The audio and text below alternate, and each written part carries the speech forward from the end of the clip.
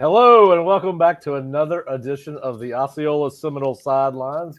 My name is Pat Burnham, and I'm joined by almost a full house tonight. Bob Ferrante is with us, Nick Carlisle, and Jerry Cutts. And guys, got a lot to talk about today.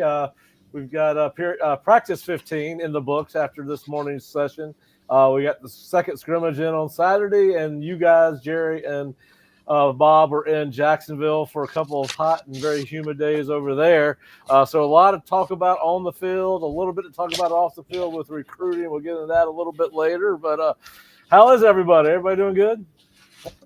Peachy. Good. Peachy. That's a step up above good, I think. Yeah, that is right on the scale. That's better Peachy? than good. Yeah. The peaches right now are delicious. He's been listening to some Greg Allman, I think. Greg Allman's got a song or two about that. But all right, guys. So practice 15 in the books. We'll start there. If you're joining us for the first time on Osceola YouTube, Osceola Twitter, Osceola Facebook, please feel free to ask us questions during the show. We will try to get to them as quickly as we can. But guys, practice 15, hot morning in Tallahassee, coming off a day off after Saturday night's scrimmage. And, you know, we talked about it on First Impressions, which is our show right after practice, a tape show. It kind of seemed like one of those practices that was one of those things that the kids were trying to get through. It was kind of a funky practice. It was, as we talked a little bit before, there was some back and forth from the offense versus defense, which was good. But it was not what we would consider one of the more energetic practices, one of the more high intensity. I mean, they were in pads, don't get me wrong, but it just seemed like one of those things. You're in the middle of camp. It was a middle of the camp type of practice. Yeah, that's fair statement. Yeah. So, all right. So, what were some of your key takeaways? We talked a little bit about after practice on First Impressions that we saw some things out of guys like Bryson Estes and Kevin Knowles, and we saw more plays made by Blake Nicholson and Cam Riley and things of that nature. Bob, I'll start with you. What was kind of your main takeaways from today's practice? I don't think we've seen a day from Kevin Knowles like that in a long time. I mean, maybe since his freshman year when he was that nickel trying to one-on-one Josh Downs from North Carolina, and he was drawing those tough assignments. Knowles having 2 picks, I think that built off of, he had some really good Jacksonville practices where he was, having some good coverage, and I think he had a couple PBUs over there. But to see those picks today, I think somebody said he had a pick in Saturday's scrimmage, whether that was Norvell or Fuller. So these are some stacked up practices for Kevin Knowles, a guy who I don't want to say wrote off, but maybe put him to the back burner as far as guys in that room, right? Yeah. I mean, he had a tough year last year. I think we all agree on that. So go ahead, Jerry. Yeah, he struggled last year. Adam Fuller mentioned that the last few days he's played, a lot better.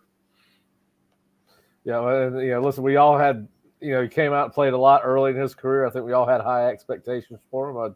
I think if he were to talk to us about it, he'd probably say he didn't play up to his own expectations last year. And obviously they've acknowledged that in the building with what, Adam said. But listen, it's good to see him having a good camp. Obviously, we feel like Florida State's going to be strong in the secondary, because of experienced depth like Kevin. So we'll see how that goes. Nick, what kind of stuck out to you at practice today? Well, definitely Kevin Knowles, but I haven't. To Bob's point, I don't think I've seen a day like that from Kevin in at least 2 years. Multiple interceptions, but really today I was glad to see guys stacking days from Jacksonville. Cam Davis is a guy that flashed again today. Obviously, Kevin stacked days from, his scrimmage day on Saturday and today. I thought Cromenhawk had another good day today. He looked like he was getting a little bit better feel for everything. So I was glad to see, especially some of the offensive guys to start stacking days a little bit more, because that's kind of where we're shifting our focus now, is seeing, okay, well, is this offense going to continue to come together a little bit more? And what was you smiling about? Did I say something? I was just gonna say we are going to talk a little bit about that as we get into the podcast. But to the point, I mean, Well, we've talked a lot about the defense. We're trying to see, okay, is the offense going to take some strides forward into becoming a little bit more back and forth with the defense during these practices? It was good to see a couple of offensive guys stacking days today.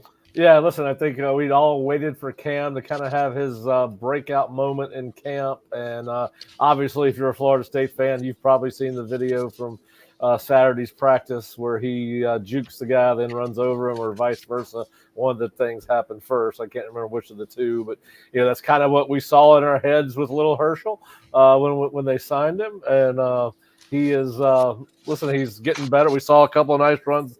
I had his number written down a couple times a day. He had a nice gain on inside zone run in team period 15. He had a very nice run there, and again, a guy that continues to show us some glimpses of what we thought he might be coming out of high school. Jerry, what were your main takeaways from practice today? I thought the offensive line had a good day. They seemed, and I'll pass it to you, but just felt like they held their own. Now they did better than hold their own in the pass blocking drills, I thought. Yeah, I thought they had one of their better days. I mean, it was, listen, that's the fact that we're talking about the offense being more competitive about the defense means it's slowly taking steps in the right direction. I think that was probably as strange a practice as it was to me. Like it's the drudgery of being a player. It's hard. You're right over the halfway point. You're ready to hit somebody else. You're ready to hit somebody. Really, you get teased by all this almost hitting, and you're ready to take somebody's head off by this point. But yeah, I think the back and forth was something that stood out to me. Are you talking about the sports writers or the players? Both. Two things can be true at the same time. Because it is getting a little monotonous, isn't it? I'm ready for them to play. Hey, my other great takeaway from the day was the fact that we got to see scout teamwork. I usually don't get fired up about scout teamwork except this day, because it means camp is behind us, and now we're focused on the first opponent, and we can start talking a little bit more about the 2024 season.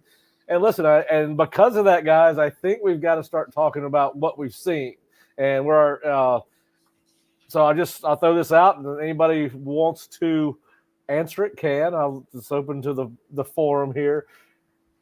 At this point last year, I can remember all 4 or 5 of us walking off of the practice field about the midway point of camp and saying, I don't know if there's a defense that can hold this offense under 38 to 40 points a game. And I don't remember what FSU averaged last year. And I know there were games they didn't score that much, Clemson being one of them. I'm not going to count the last 2 ball games of the year, obviously, but anything without Mr. Jordan Travis anyway. But all right, so does anybody have concerns about what the offense, or maybe concerns is not the right word? Is anybody got trepidation about what you've seen or how good this unit could be? Or I'll speak up and I'll let somebody else take it, but I'll be quick. Last year you had a really veteran offense. I thought some questions on the offensive line, but the offense was clicking last year. I mean, Travis was going into what was going to be a really good year for him, and I think there were fewer questions about the passing game last year than there is right now. Yeah, I'll let you carry that. I rolled the hand grenade in there. I'm gonna dive on that hand grenade because I agree with you. I don't know if concern is the word I would use. I think if we're comparing anything to the offense that we thought we were going to get at this time last year, I mean, it would be very hard to replicate that.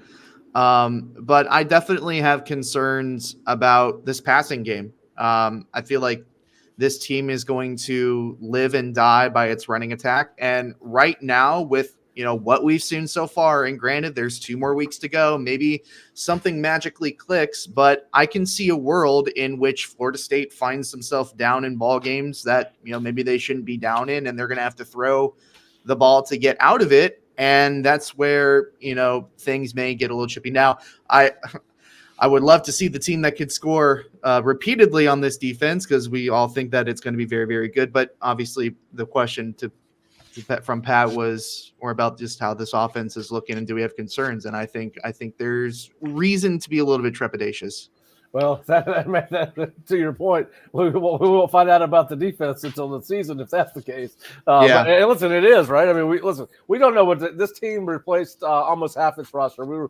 Nobody knows what it's getting. But I don't have the same confidence in the offense a week and a half out from the start of this season that I did last season. And listen, it's a different team, and the portal and all the NIL have created this influx and outflux of talent on a yearly basis. Jerry and I were talking about it a little bit of before the show. College football is not about building programs, meaning a long-term view. I think to the extent that they are trying to build a program, but what they're really doing is building teams year by year, similar to the NFL, where you got a core group of players and you're bringing in players from outside to kind of offset that. But and listen, by all accounts, they've done well in the portal. We think Benson's going to have a shot to have a good year, but you got to see it on game day. We think Rizzi's going to be able to help on their offensive line as well as Richie Leonard. But you see what you see, right? And I think I would like to see a little bit more consistency across the board. We talk about the receivers, but we go to team today, and listen, it's a practice. Sometimes there's bad practices. 2 of the first 4 plays on the offensive line should have been sacked, or would have been sacks if there had been somebody blowing the whistle or been full football. So it's across the board.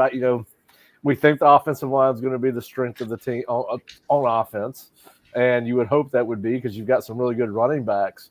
But at some point, if that's what you do, to your point, Nick, people are going to stack the box. They're going to make you throw, as Jerry and I talked about in first impressions, we have a tendency, and we've talked about this last week, we have a tendency to be overcritical of any one given practice. And you can't read too much into it because we do not get to see them play live tackle football. We don't get to see the scrimmages. So, but I do, based on what we've seen, I think that there's going to be it's going to be jitters going into the first game because I don't think anybody knows what to expect. I'm not even sure the coaches know what to expect coming on this offense. And listen, I think the defense is a little bit further along than let's talk about a positive. I do think the defense is a little bit further along than I thought they would be coming into this year. When you lose Jared Verse and Braden Fisk and Renardo Green and Kalen DeLoach and Tatum Bethune, because you lost almost as much production on the defense as you did the offense, guys. But we've told people to temper their when Jared Verse showed up on campus, we're like, oh, he can't be as good as Jermaine Johnson. Don't get, hey, give this kid to develop, and he comes out right away and, turns into a star for Florida State for 2 years. And, so when Marvin Jones Jr. came in, I'm like, well, I'm going to temper my expectations. He can't be as good as Jared Verse, and he's different than Jared Verse. But the more you see Marvin, guys, I think the more you got to be fired up about his addition to the roster. Outstanding. Yeah, absolutely. I mean, he'd be the second guy off the bus for me. Daryl Jackson would be first, and he'd be right behind him. I'd let Daryl Jackson come off twice.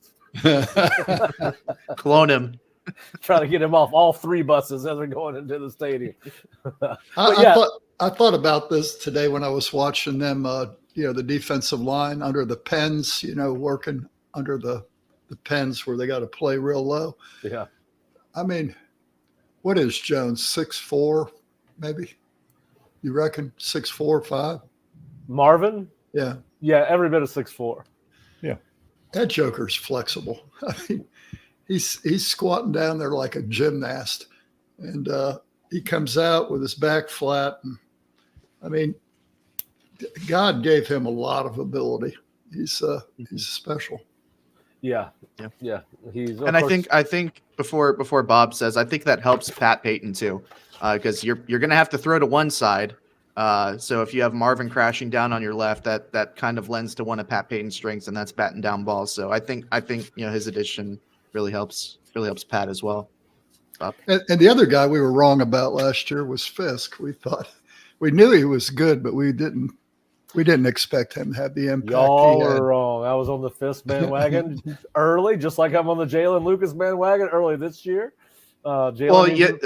There's a lot of people on that wagon. On that one. There's a lot of that Welcome to the wagon. dragging. Yeah. What's that? I said, welcome to the wagon. Yeah. Nick said that wagon's dragging. I did. Yep. Well, listen, it took me a while to get on the Jalen wagon, but once I got on, went right to the front of the wagon. Yeah. So I'm going to stay there for a while. But Daniel Mitchell asked us, is it God or genetics, Jerry? I think there's a little bit of both, talking about Marvin Jones Jr. You know, his dad, Daniel, is Marvin Jones Sr., who I don't know if you know or not, was a heck of a football player in his own right. He made a couple All-American teams, won a couple trophies, had about a 10-year NFL career, and every now and then we see him in town. But, yes, I think his uncle was a pretty good player. I think his cousin was a pretty good player, so might be something to be said for genetics, although it doesn't explain how me and my brother were such bad players, but you'd think we would have been pretty good. All right, so we got some questions, guys. Yes, it is a sad day that we lost Petty. We'll talk about that a little bit later, Will. All right, so Alex asked, is that number 2 wide receiver spot as wide open as it seems? Yes. I don't know. I think 100%. I think we could go to all 3 wide receiver positions and say that they're wide open. I don't know. You guys may have a more definitive feel about that, about who's actually nailed down a spot. I'm assuming that people are thinking that Malik Benson is the number 1 guy right now. But Bob, tell us a little bit about the wide receivers. Yeah, I think the gap between Malik Benson and everybody else right now is pretty significant. I think in part because Ja'Kai Douglas has had a lot of up and down days, whereas you expected him to be pretty consistent as that steady guy he's been throughout his career. I do think there's some candidates. Like, we really like LaWayne McCoy. We really like Elijah Moore. There are some guys in that room. But honestly, if we're talking about receivers, we should instead be talking about pass catchers, as in Jalen Lucas, Kyle Morlock, Lawrence Toafili, guys who will get it done in the passing game. They're not necessarily receivers, but there are guys who can catch the ball. It's just unfortunate that those guys under the receiver umbrella haven't had a great consistent camp. Yeah, and listen, one of the most consistent ball receivers, he's not a receiver, but pass catchers, one of the best hands on the team, looks like it's Amari Williams. We keep talking about him. It's hard to believe that we're talking about him still. He is a year early true freshman, and he made a catch on the sideline today. Hey, by the way, Darian Williamson flashed. We talked about him a little bit. Yes. Darian flashed today. It's about time. I didn't know he was still on the team. A couple catches, a sighting of Poitier as well. Yeah. So, they are flashing. And I don't Tom, hopefully you're right. Hopefully they will be awesome at receiver. I think that's what you mean. Our receivers are awesome.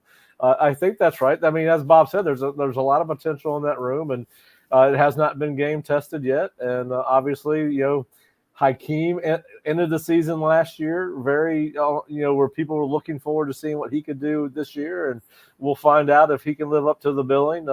And had a good first week of camp. Yeah, he did. And obviously a big kid. And listen, I think they need some between the running, and I think Kyle Morlock's going to have a big year. I really think he might be the go-to guy right now outside of Malik Benson, and we'll see about Malik. But yeah, there's a lot of potential in that room. And listen, I think this team will be a team that will, particularly on offense, that will probably get better as the season goes along.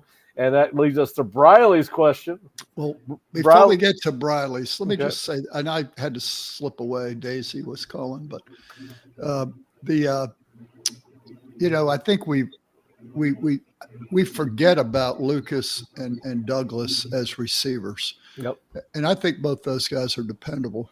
And I think DJ he throws to Lucas quite a bit, and so I think there's a comfort zone there. So that gives you 3 receivers that I feel pretty comfortable with. And you get into Morlock and you get into Amari. You're talking about 5. And I think Hakeem's going to be fine. And then Jalen Brown has flashed a few times today. And so there's a lot of guys there that if they can develop them, as the season goes on, we might get to October and wonder what we were worried about. Yeah, McCoy's had some times where he's flashed, and like I said, none of these guys outside of Ja'Kai has done it here at Florida State, so you don't know, right? So, right. I think that's the big question. It's just like the DB room. We think that DB room is full of potential. You feel really good about your corners, proven guys, and then you look at the safeties. You got Shaheem, and then strong safety. You feel good about the Hussies and the Browns and the Kirklands, but can they do it when it's time to go? And Earl Little at nickel, and you got him and Kevin Knowles at nickel, and you think in Edwin Joseph and guys that are getting reps there. Kevin's done it before. Everybody's hyped up Earl. We'll see if he can do it. But I think both those rooms, particularly on the depth end for the defensive backs, I think you got a lot of potential players that can. Once this next set of guys, Fintrell goes and Shaheem goes and AZ graduates or goes to the pros, I think you got some guys that can come in and fill in right away where there's not much of a drop-off based on what we've seen in practice. Now, listen, live bullets start flying in Ireland. We'll find out about Florida State and Georgia Tech for that matter. But, all right, so I think what we're going to do is so we got to answer Briley's question. Yeah, Briley. Is this offense as good as 2022 or more up and down than that? Who wants to handle this one? I'm fine. I have to think back to what the 2022 offense was like. I got blinders on. It wasn't as good as 2023. Well, yeah. But it was good enough to get the 10 wins. The 10-3 team beat LSU, Oklahoma, Florida, and somebody else big, Miami. And one thought on 2022. I was just looking at some numbers from that year. They scored 36 points per game. That's a tall order, especially with all the new pieces on this offense in 2024. But that 22 team ran the ball. They were a top 20 rush offense, about 215 yards per game.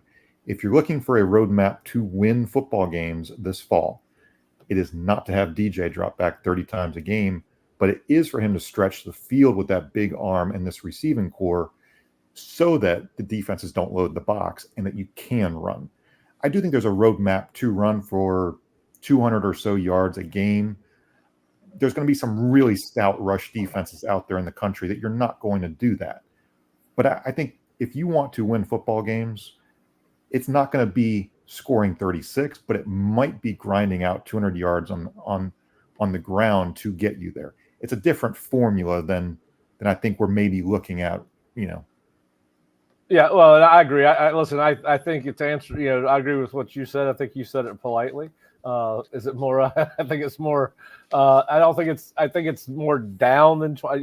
I don't think it's as good as the 2022 offense right now from what we've seen. But listen, they're going to go about it differently, as you said, Bob. And I think they are going to try to run the ball. They got what looks to be an embarrassment of riches at running back. When you look at that room, some guys that can really tote the rock and got a little different. You got Cam, who's kind of a bowling ball type. Then you got Jalen, who's kind of a scat back and can kind of make people miss in small confined spaces. Then you got Roydell, who's more probably like Benson was last year. Yeah. And then Keziah, you see flashes from him from time to time. And Singleton and Toafili. I just don't know how the hell they're going to get him the ball. Maybe move Toafili out the slot and solve one of the receiver problems. Well, they really don't have to. And we haven't even talked about Danzy. Yeah. They don't have to move him. All they got to do is, call the play where he's lined up out there. Well, but here's the thing. You go back to 2022, I'll take this line all day over 2022. Yeah. And I'll take the running backs over that. And back in 22, we did have Johnny, but we didn't have Keon. So I think talent-wise, this team is better. And you got to remember that 22 offense had a very undeveloped Travis at that point. Travis emerged in 2022. Yeah, he had a really good season that year. And listen, I think you – I sit here and look at these 2 sacks in the team period in the first 4 plays, and those sacks probably don't happen with JT in the back. I think you're gonna miss that. He could cover for so much. I think that's the one thing that Florida State offense will miss more this year than it did last year. He can make up for so many things. Was he perfect as a passer? No, but he certainly, as you said, Jerry, developed very nicely and just brought with his athleticism, brought a different component to this football team. And listen, it was hard. Even with the portal, it was going to be hard for this offense to be as good as last year's with the guys that were on that football team. And listen, if you got a good offensive line, particularly a dominating offensive line, Jerry, that can overcome a lot of issues on the outside, the perimeter of your football team. And I say this every time. I mean, Mike, and I don't know. He seems to be able to coach around weakness. I think we've seen his ability to coach around weaknesses since he's been here. That offensive line he inherited, all due respect to those guys, that was as a collective group, they struggled. Let's just put it that way. And Mike still found a way to have a successful running game, and he does a lot of things with play action and motions and ball fakes, and so I think that Mike will figure it out. Now, the other thing I will say, the thing that had discouraged me the last practice I saw in the offense, which I did not see today, they had a lot of passes completed at or behind the line of scrimmage. They were more downfield today. So, again, I think the offense is taking small steps in the right direction. And, listen, the bad news is we got a long way to go and a short time to get there. But listen, I think Mike is one of the more creative play callers and one of the smarter play callers in all of college football. And I think will help as much as a coach can from the sidelines eliminate some of what we consider to be deficiencies in this offense. And I think this defense is obviously we saw Adam go to, I would say, kind of a more attacking style defense last year, and that's when we really saw him come on. And I think that we will see, hopefully, the defense with that attacking style, if it's what he chooses to do this year. I think you'll probably see them get the offense some extra opportunities with the football. And when you're not as efficient on offense as you'd like, the thing that helps that is more opportunities with the football. So I think it's going to be fun. Listen, I think it's going to be a fun team to watch. And listen, Mike talks all the time about in-season development, whether it's individually or as a team, and probably more so than any other coach I've ever been around. So, I think this team will develop as it goes on. Yeah, I agree. Yeah, absolutely. And the back half of his question, is it more up and down even than that than 2022? I thought 2023 sometimes, had fits and starts. There were times in 23 where we didn't get it going for a while, and then all of a sudden, it'd be like punt, and then you had an 80-yard run. And I kind of see that with this team. It has that potential too. Yeah, and I think Mike's offenses have all outside of 1 year in Memphis where they ran the ball a ton. And now they still found big plays in the offense, but I think they finished 8th in the nation 1 year in rushing, one of his Memphis teams. And but Mike's always good, and that running game will open up big plays in the passing game. I still think they're going to be a big strike offense. We've talked about DJ's big arm. We talked about Malik Spenson's ability to get downfield. He's really fast, and Jalen's fast, and I think it's going to be fascinating to watch this team develop as it goes through this 2024 season for sure. Yeah. All right, so Daniel Mitchell, would those 2 sacks have happened if they'd actually had to tackle DJ? I think so, based on how the plays develop. But who knows? They were more of the swarming variety, not the edge blitzer, throw them off of me type of. One time it wasn't just one guy by himself. It was about 3 or 4 of them. Yeah. The pocket did not stand up on that one. A jailbreak. So I guess we got some questions. Do we feel like this is going to be a top 10 defensive team by the end of this year? Top 10 defensive team, meaning yards per game, points per game, that kind of thing? I think it can be. I'll go. I'll take a swing at it. I don't know why not. They have the potential to be. It's hard to get in the top 10, but yeah, it's really hard to get in the top 10. What did they finish last year? I want to say it was right outside. I will the do top some. 10. I'll do some research think while you answer that. They I had think they were some. top 20. I think they were top 20. Yeah, I think they're gonna. I think it's gonna be interesting to see how they handle the first couple of games. With, you've got some youth in that secondary, or new guys in the secondary. When you look at Hussey and Little, and then Rawls and Barker and Brown and Gundarius, I think that, and that linebacker, you got some guys that are playing their most in this scheme. I think it's going to be interesting to see, how long it takes them to learn to play with each other, particularly in coverage. I think that's probably the one question I have on the defense. I think across the board, I can't believe I'm saying this, I think they have a chance to be as good up front on the front four as they were last year. And I'm saying, of course, Daryl Jackson, that makes it easier to say that. And then bringing Marvin in has made it easier to say that too. And listen, we see flashes out of Tommy Durajay and Grady Kelly from time to time. But yeah, I think it's got a chance to be a really good defense. I think there may be some bugaboos early in coverage because of some of the new linebackers. Cam Riley and Blake Nicholson has not played a ton, and I think as that defense gets some calloused up to opposing offenses and seeing different looks that they've seen other than in camp, I think they've got a chance to be a really good defense for sure. So according to Sports Reference, and whether you look at PFF or Sports Reference, I'm looking at Sports Reference, Florida State was 18th last year, 19.3 points per game, roughly allowing around 330 yards per game. So 18th. Okay. Yeah. By this particular metric. How about in scoring? In scoring? Yeah. Let me see if I can find it here. I'm not sure if they'll finish 8 spots above 18th this year. I think they have the chance to be just as good as last year. Yeah, I think they're right. I think they're right around there.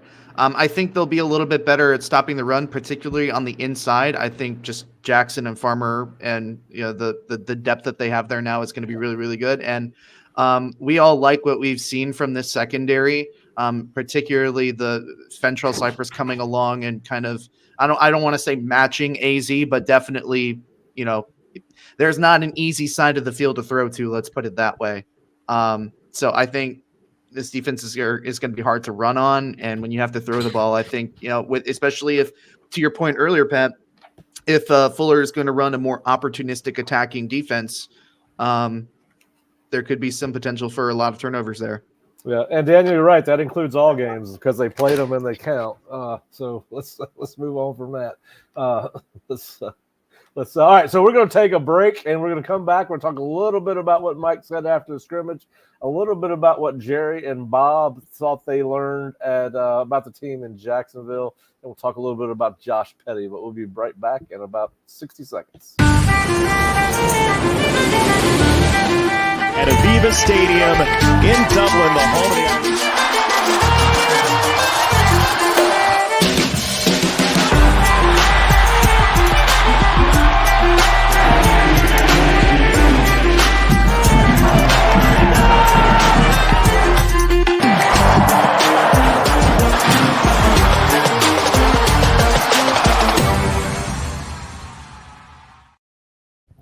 All right, we are back with Seminole Sidelines. And guys, Bob and Jerry, you spent 2 hot and humid days in Jacksonville.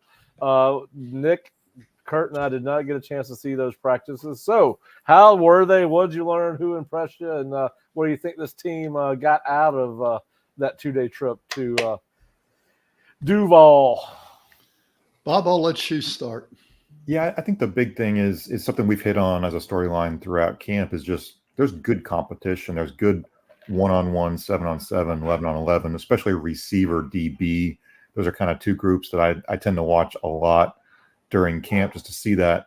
I think the DBs won a lot of those battles overall because they're just advanced. I mean, where AZ Thomas and Frentrell Cypress have gone, they're elevated. They're probably the two best corner tandem in the league, right? And we've been kind of hitting on how Frentrell Cypress has had maybe among the most consistent, maybe my biggest surprise guy, honestly, because I wasn't sure what to expect from him this camp.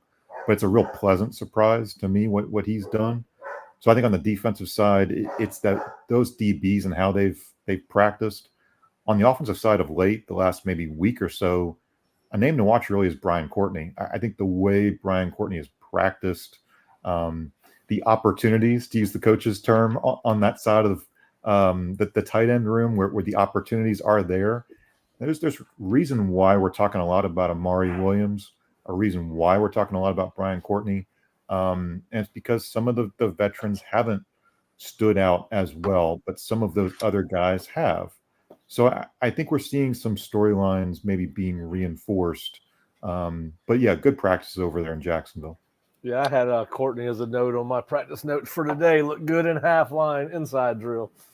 Jerry, what about you? What did you take away from Jacksonville? Well, I think the goal in Jacksonville was twofold. The one that, Mike has been professing is he wants to make it uncomfortable for them and to have to, make adjustments. And, we saw that. Day one, the Hurricane Debbie, rained on them. And so they had to make a quick adjustment to go to the Jaguars indoor practice facility. So, that I'm sure that challenged everybody on the staff to make that adjustment. And then the next day it was brutally hot. And, it was rough on Bob and I. We didn't think we were going to make it through it. Well, if you would hydrate properly the night before, Jerry. Well, we did with Colhane. Well, I can tell you did not hydrate properly then.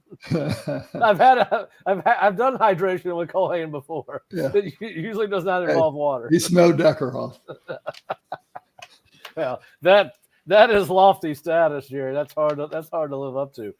Anyway, though, but it was brutal, and there was standing water around the practice field, so the humidity was like a wet blanket on you. Three or four of the offensive linemen, they all fought through it, but a couple of them had to.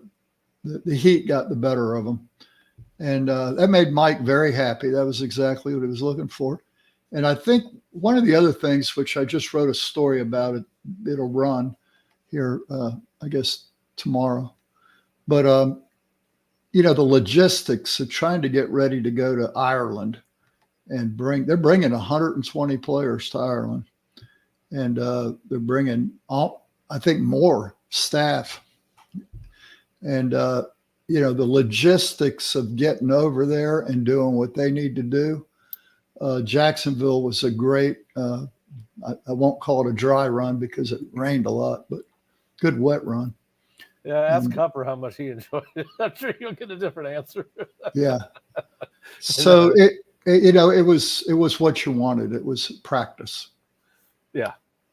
Yeah. Well, listen, and I'm sure not even Mike liked the uncomfort that came with having to go to the Jags facility, because I do think somebody said he turned off the AC to make it uncomfortable. I don't know if that's true or not. That was a rumor going around town. So I'm sure he wanted it outside. He seems like he would have liked to have it under the sun.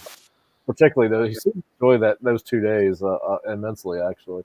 So, but yeah, listen, they're taking. My understanding is they're basically moving the office from Tallahassee to Dublin. I mean, they're taking computers, 20,000 pounds of equipment over there, computers, video.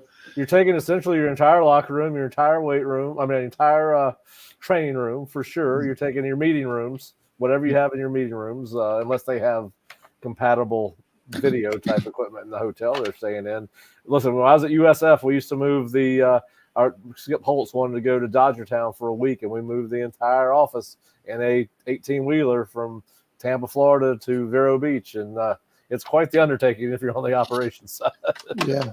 So in this case, Wednesday, they'll truck everything down to Orlando, and then it'll be flown over there on Wednesday, so that when they land over there, it'll all be set up. So there's lots of logistics involved in this. Well, I hope so. I hope they've at least going to allow somebody to go over there with the luggage and with the equipment and have like a couple. I'll go. You want to stow away? I'll volunteer to watch over the equipment until the team gets there.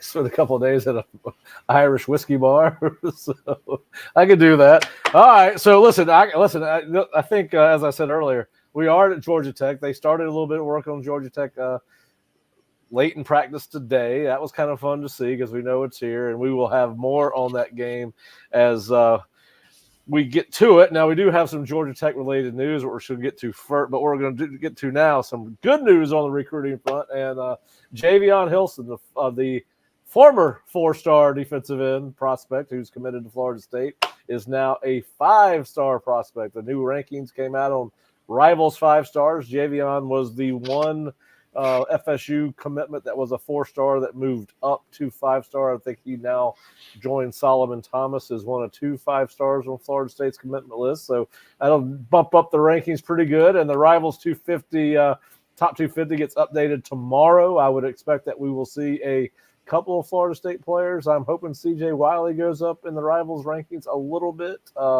I think he deserves it based on who is recruited by and who his offers were from and what you see on high school tape. But we'll see if the boys at the corporate office agree with us or not, as they have made those decisions already. And, of course, there's some bad news on the recruiting front today. Josh Petty, the offensive tackle, 4-star offensive tackle, from Fellowship Christian Academy, I believe is what it's called. But anyway, in Atlanta, Georgia. He was supposed to commit at 7:30 tonight. He went ahead and pulled the trigger early. He has committed to Georgia Tech. Now, this was something that was not unforeseen. A week and a half ago, Florida State was in the lead. And then the news over the weekend was that the Yellow Jackets came in and became the leader. As it turns out, that's what happened. The rumors were true. And Josh Petty is now committed to the Yellow Jackets. And listen, I thought he was my only disappointment. Listen, recruiting is hard to control. There are a lot of components into it we have not had to deal with before, particularly NIL. I understand there was a substantial NIL commitment made by Georgia Tech to Josh, based on what I have been told. And if that number is anywhere near right, I can understand why FSU's football program would not put in that kind of NIL deal for a guy that may not play till year 3. Listen, as Jerry and I were talking about off the record, this is NIL is used for retention for your current roster. It's used for attraction for high school players, attraction for portal players. That they are still putting this whole NIL portal high school recruiting thing together as they go.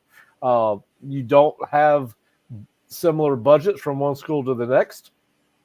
One program may put a higher value on an offensive tackle versus another. Same with every position on the field. And I think because there is no if a kid tells you that so and so school A offered me this much, you got to take him at his word, right? Because there's no salary cap, there's no salary structure like pro football, which is where this is going. As we all know, we're starting to see more and more football offense. They practice like NFL teams, they're starting to staff like NFL teams, and now they're starting to pay like NFL teams. And listen, I don't know that NIL was the total component or the big component that changed it.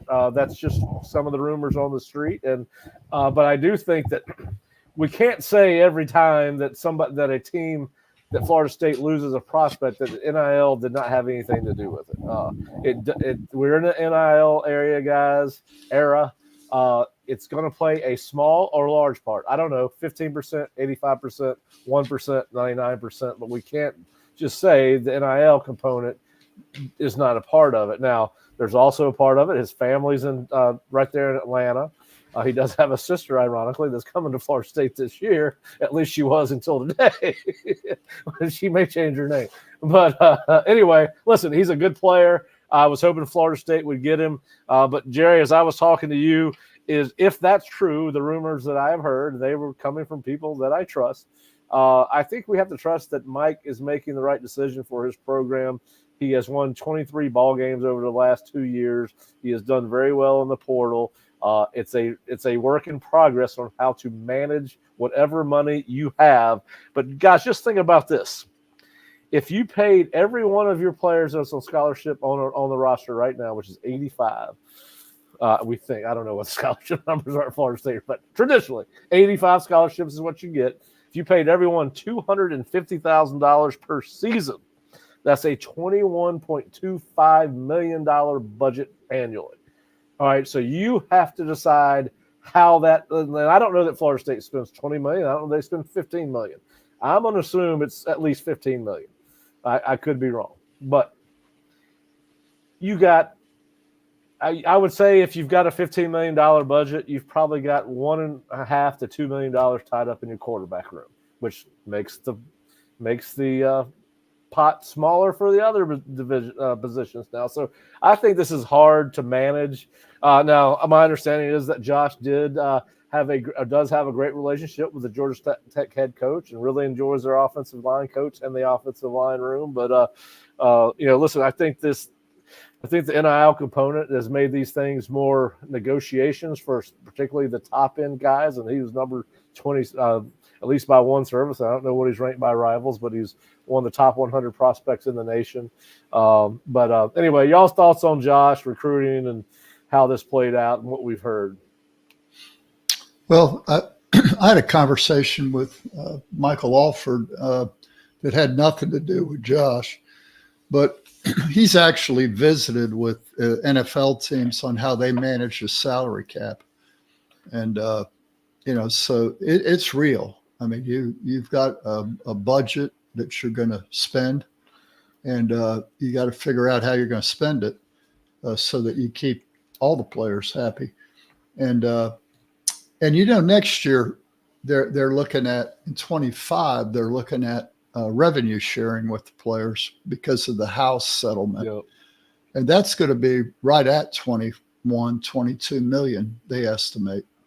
So to your point about the numbers you put out there, Pat, everybody would get a piece of the revenue share. And I would think it might be equal.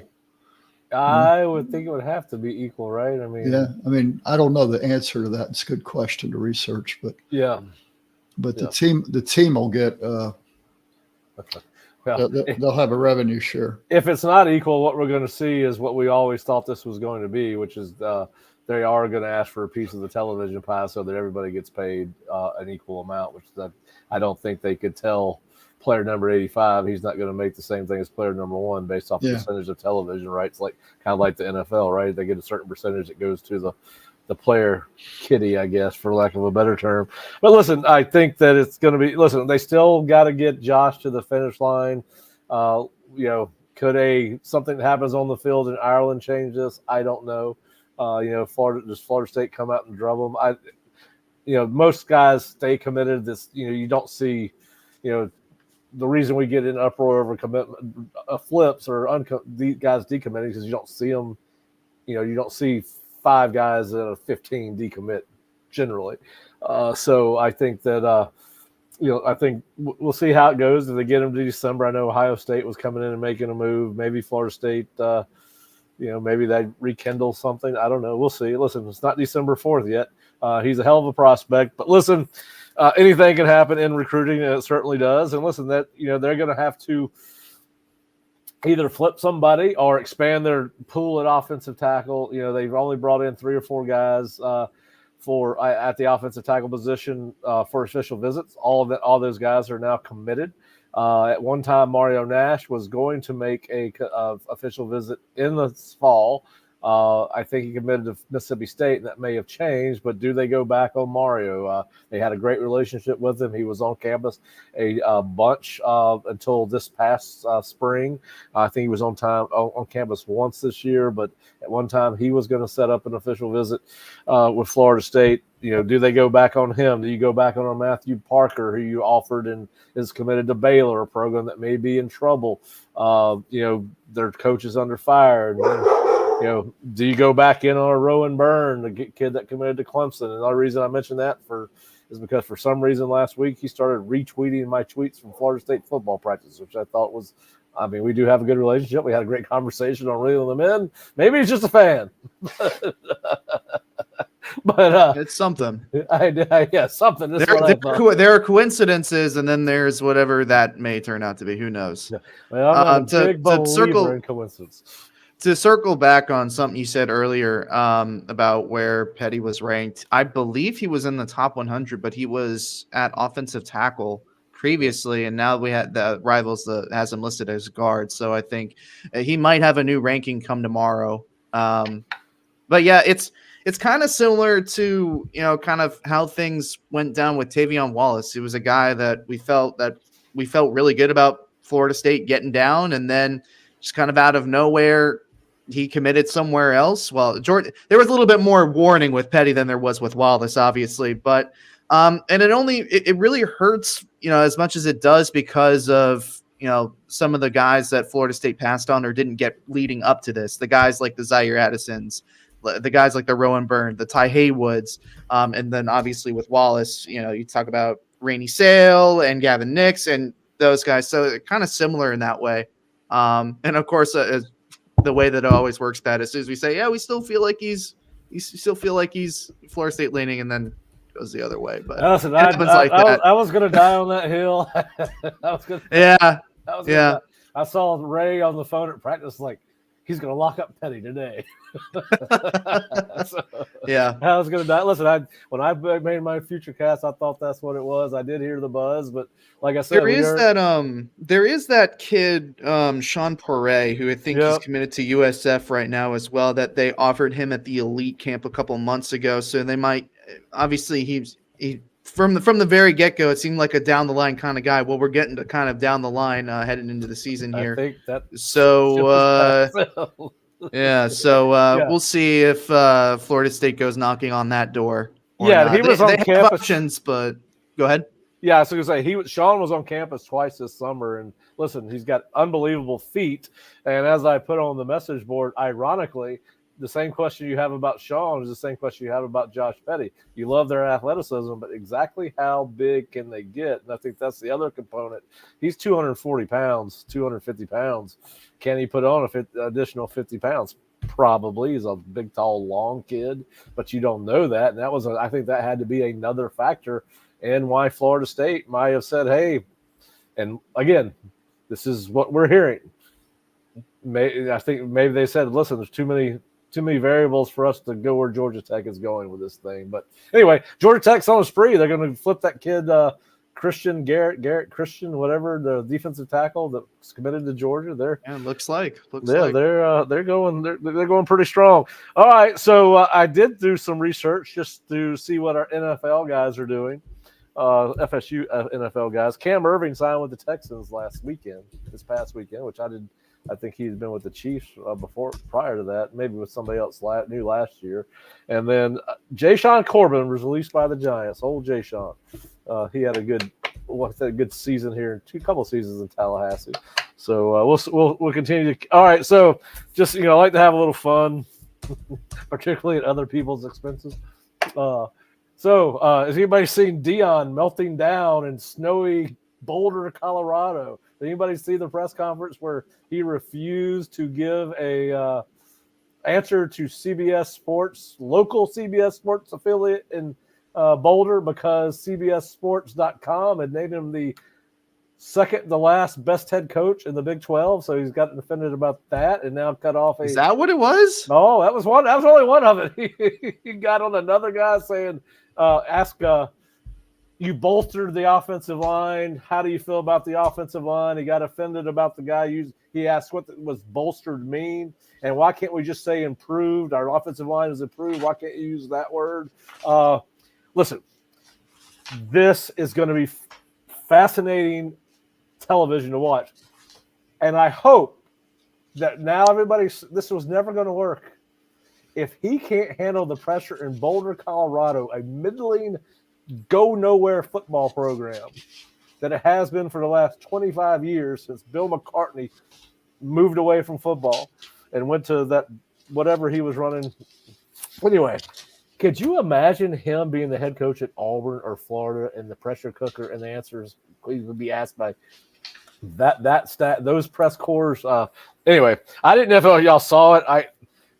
I've never, and then he said, "I'm here looking you right in the eye, man to man, with sunglasses on." Yeah, that was my favorite part. That was my favorite part. And have you guys ever heard the expression that sports and football is just basically the soap opera for men? It's like our Desperate Housewives. It's my wife's line. It's yeah. Hey, this is the type of moment that I look at that and I say, yeah, that makes sense, because there's going to be drama. Well, I hope there's drama, and it's going to be great, and I'm excited for it. Well, listen, college press conferences have gotten a little bit boring. You know, we've seen Steve Spurrier walk away, and he was the best press conference ever. I don't care whether you loved him or hated him. He always said something that was unique and either controversial or funny. And, then we lost our man Mike Leach at Mississippi State, who always gave these great post-practice, post-game press conferences. And, you don't get coach speak now. I think Deion does need to kind of figure out that he's a major college head coach and not the star of a reality TV show, because right now at Colorado, it's more about what's off the field than on the field, and that's never going to change. But anyway, I just can't believe he shut down the guy from CBS because of what CBS National said about him. But listen, we know one thing: Deion's got ears, because he's listening to everything that's being said about him. I remember going into his final year at Florida State. Steve Ellis and I approached him about a story, and he now we had helped build him up to what he had become, but our circulation wasn't large enough for him to interview with us anymore. Well, and listen, I love the guy, but I really did. But yeah, we and I think even the Democrat got cut off because their circulation wasn't big enough. He was trying to manage his time. Too many requests for interviews. Well, he may work his way back down to you. Huh? He may work his way back down to you at this rate. Yeah. Because nobody's going to want to talk to him. Like, he's entertainment. He's really good entertainment. But when you don't win 6, 7, 8 games, your entertainment value is shot. And that schedule, I mean, they're playing a bunch of top 25 teams. This is the Big 12 and not the Pac-12.